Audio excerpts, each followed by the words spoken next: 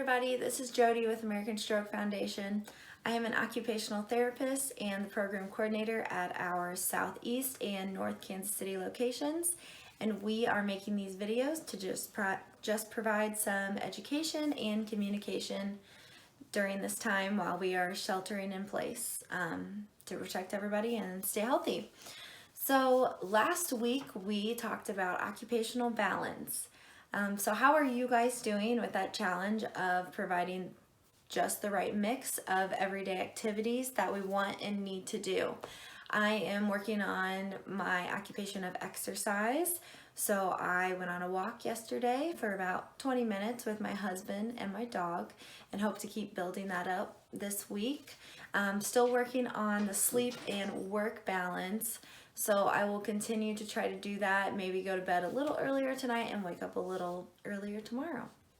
So I want to get more into the specifics of occupations in this video. So according to the American Occupational Therapy Association, there are 8 different areas of occupation. We have our activities of daily living, which are going to be those basic activities you need to do to live. So that would be eat, get dressed in the morning, bathe, shower, engage in self-care.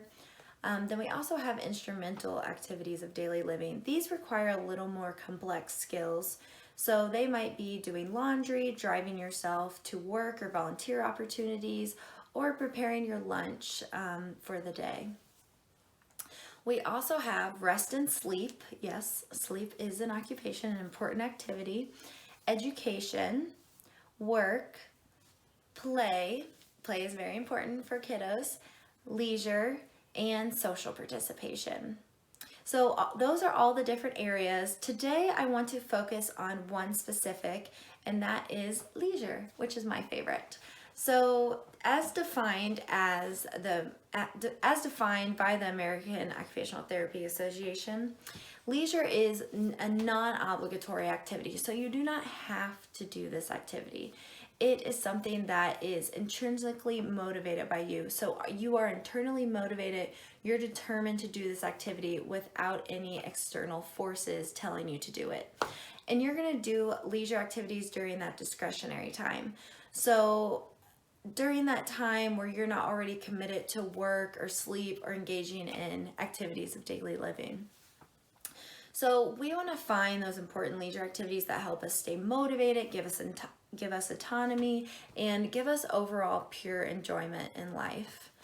So today I wanted to just give you an example and maybe do an activity with you all today. And my favorite leisure activity is art. I was talking to a very lovely stroke survivor at our Southeast location, hi Barrett, and I was asking her how things were going while we were all, taking this time to be apart, practicing social distancing in our house. And she seemed a little discouraged, and she was just like, Jody, I just want to make a mess. I want to do things with my hands. And I thought, wow, this is such a powerful statement to hear, especially as an occupational therapist. We often underestimate the importance of being able to simply do those things with our hands, to create, to build. And art is a great way to do that. Not only are we working on dexterity and hand strength when making art, but we're also considering challenging our visual motor skills, our problem solving skills, working on imagination. But art can also help us restore function. It can help us learn, de-stress, and offer insight to our own and other people's perspectives in life. So yes, art can be this means to so many things, all of those different factors I've just mentioned, but it also can be a goal itself, which I love. I read this great 2018 article in AJOT by Chen and Chippendale, and they discuss leisure activities. So don't think about just art, but all those different kinds of leisure activities, and finding one as a goal. So not using leisure as a means of therapy and a means to restore function, but using it to better balance out your life, balance those occupations, and have a better quality of life. So today I want to start with just a simple art activity you can do at home to start building those leisure skills. So it's one of my favorites, and don't worry, for those people that don't want to make a mess, it's not too messy, but we'll start working with our hands. So we're going to make a mandala today. Mandalas are a super ancient form of art. They have a lot of symbolism. They go all the way back to Buddhist culture, and I don't know a lot about the history of them. You can find a lot of stuff online about them, but I do know lots of times they kind of give a visual representation of wholeness, of unity, and sometimes the inner self. So I often, if you're not into the as deep meaning, I often just use mandalas as a chance to doodle and to clear my mind. So when you try this out, you can work on it while you meditate, or just be with your own thoughts, or listen to your favorite music, or watch your favorite TV show. Whatever works for you. So let's go ahead and try to make a mandala. Okay, let's get started. I'm going to show you how to make a mandala at home. I started this one today.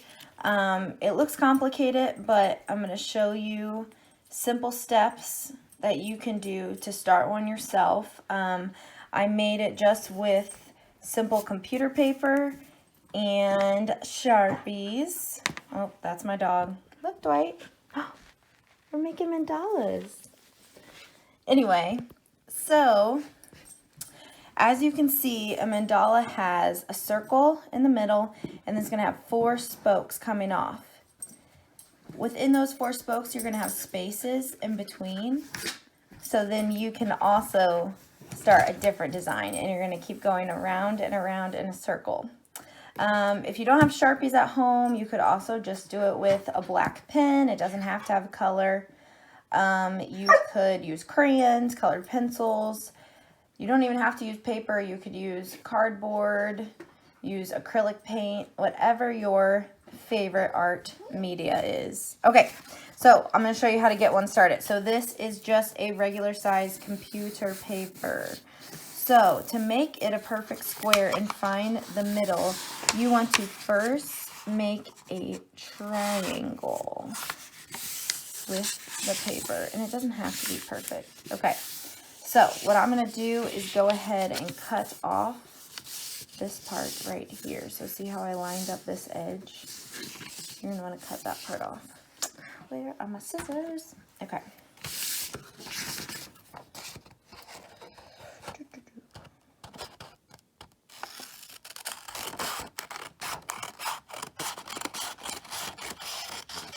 Okay, so once I have that, cut that part off, I'm going to go ahead and take this triangle and fold it in half again.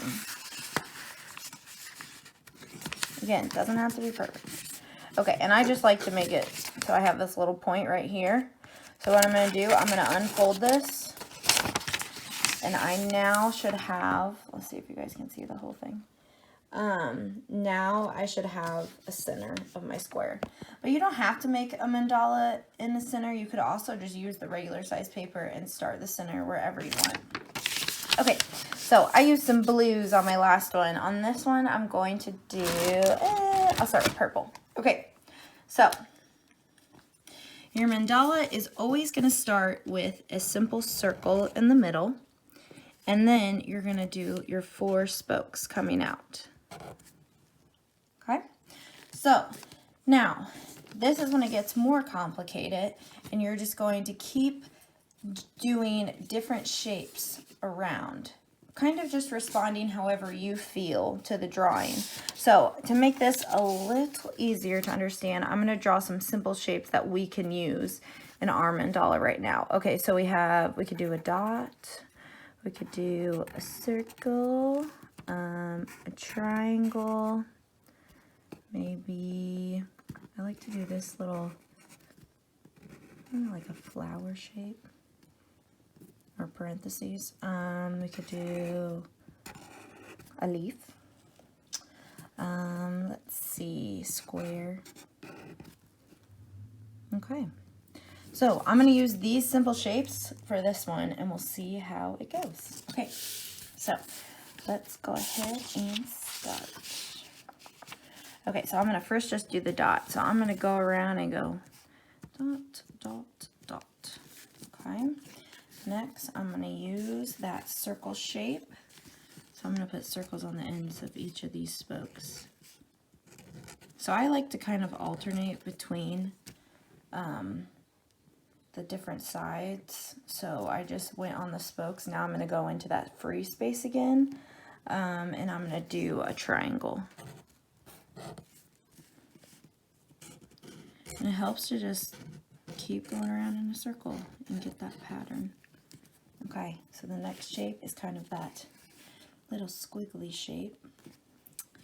So this one I'm going to go back to the spokes and I'm going to connect the triangles.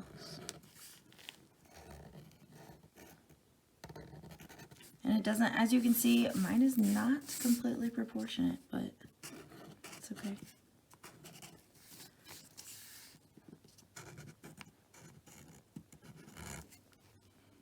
Okay.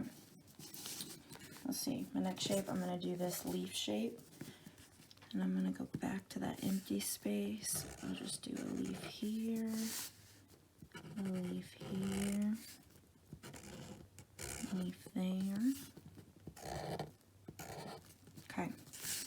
And then my last shape I have up there is a square. I'm just going to put a square right here. Or a rectangle. Whatever. I'll make it all the same on all the sides. Okay, so as you can see, my mandala is blossoming out. I just thought of another shape you could do, and that's like this arch shape. So I'm going to add that one in there.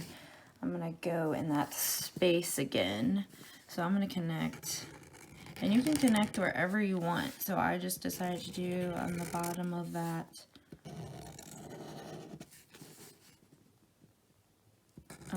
rectangle. Sorry, I can't talk and draw at the same time. Okay, so this is how my mandala has started. And I'll go ahead and keep going with it and show you how it turns out. So this is kind of how I did this one. I've been working on it today. It was kind of a nice start to my day. I just, to get ready to go and start my work, I had my morning coffee and just started doodling. So it got me a little energized in the morning, but I also used this throughout the day. So whenever I needed a break, I would just leave my office and then go and work on this for a little while. So I did kind of the same thing as I did with the other one. I used all of these blues to kind of make the outline. And now I'm still working on it, and I'm just going in and adding oranges to make it more detailed. So let's see. I'll go ahead and go with this space, and I'll just start coloring in orange. I'm running out of marker. But see how I just kind of filled in with the oranges and the browns? So eventually I'll be done with this one. So a fairly simple, easy thing for you guys to do. Let me know what you think and show me how creative and beautiful your mandala gets.